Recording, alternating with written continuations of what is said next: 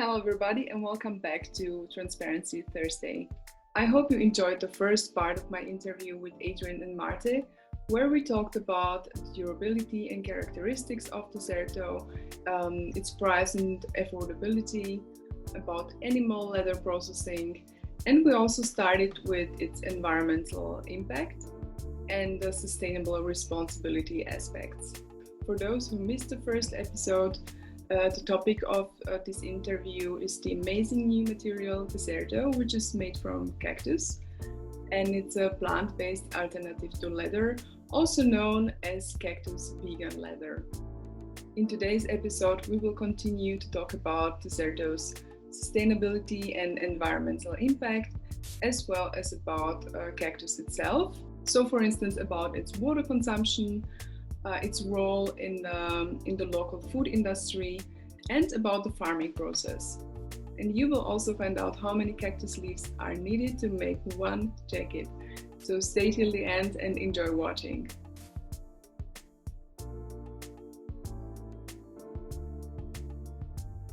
So what we did was to rescue those lands that were previously open for plantations, meaning that there was not cutting trees involved, no deforestation. And in these lands, what we actually did was to regenerate the soil first, to prepare. So how do we do that? By planting a native typical plant of the region. So in this case, the cactus. So what the cactus does is that, as being one native species of that region, it's planted and it starts to regenerate the microflora and the microfauna of the soil, free of any kind of fertilizers, pesticides, or herbicides. So the soil starts to regenerating itself, and in this sense, it blends with the wild flora and fauna. We don't have to use any irrigation systems either. So there is a land use change reduction, there is soil restoration, there is foresting instead of deforesting, Yes. and we reduce water and chemical inputs.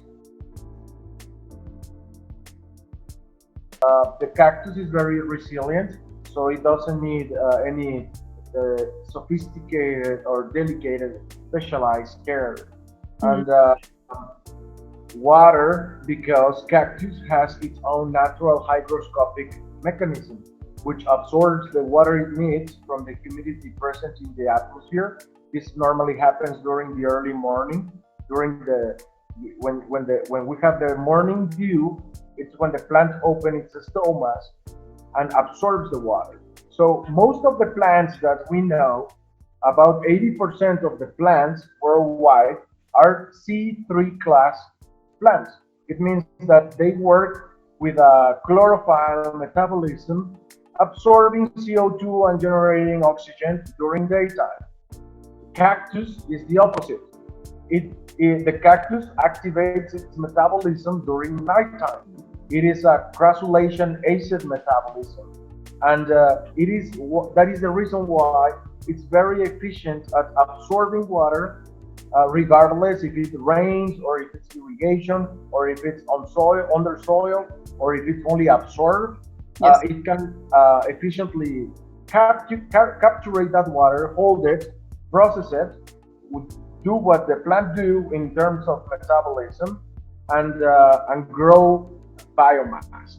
So just to give you an idea, the C3 class plants, on average, they need about 1,000 liters of water to create 1 kilogram of biomass. That's much. Now, cactus only needs 200, and these 200 are absorbed by the plant itself. So it doesn't get better than that. Yeah, And there are only advantages. yeah, never mind animal leather. I mean, you have to take into consideration all the water that the animal has to drink, all the water it has to be used to grow its food. So the footprint just in the feedstock from its origin is already huge. So in this sense, what we are doing is taking care of our sustainable responsibility right from the get-go, right from the land, and then the plant, and after the plant, the industrial processes.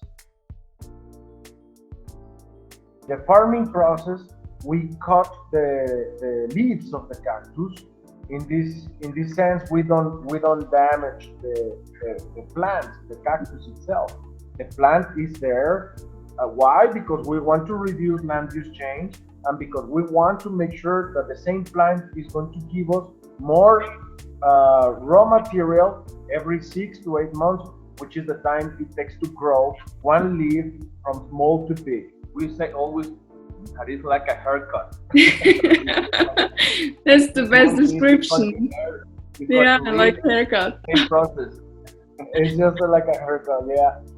Yeah, but it grows much faster than the hair, because if I cut my hair like this today, it will take years. We don't impact in a negative way the biodiversity, because we don't cut the wild flora. We only use our planted cactus under, of course, organic certified systems. Yeah, and it regrows naturally. How much cactus needs to be planted to cover the demand of mass production? Well, for example, just 1 acre of land of cactus, it can give us about 200 tons of cactus leaves. So it is a lot of per each acre. And 1 meter of Desserto, we need about 3 to 4 leaves of cactus. So if we make numbers, we can take in each harvest 200 tons of leaves, but each 4 leaves give us 1 meter of material. So each acre give us a lot, hundreds of thousands of liters, and we have 40 acres. So we are prepared for a mass production of materials if necessary. Yeah. So like 3 leaves or 3 or 4 leaves will give you 1 meter. And so for a jacket like this, approximately 2 meters are needed. So I have like eight leaves on me now. Yeah, that's right. Something like that. Okay, that's an interesting information, and that's why I'm very happy to share such amazing insights into your work and Desserto. For the material production, do you use only cactus from your fields, or do you also take it from food suppliers, for example? Oh, this is a great question, because many people wonder if we compete with the food industry, and the answer is no. Why not? First of all, because we don't use 100% of the cactus fiber. During our processes, there are some residues that are not viable for our formulation. So these are directed to the food industry, but in a much more added value form, which can be sold for a better price into the food industry chain.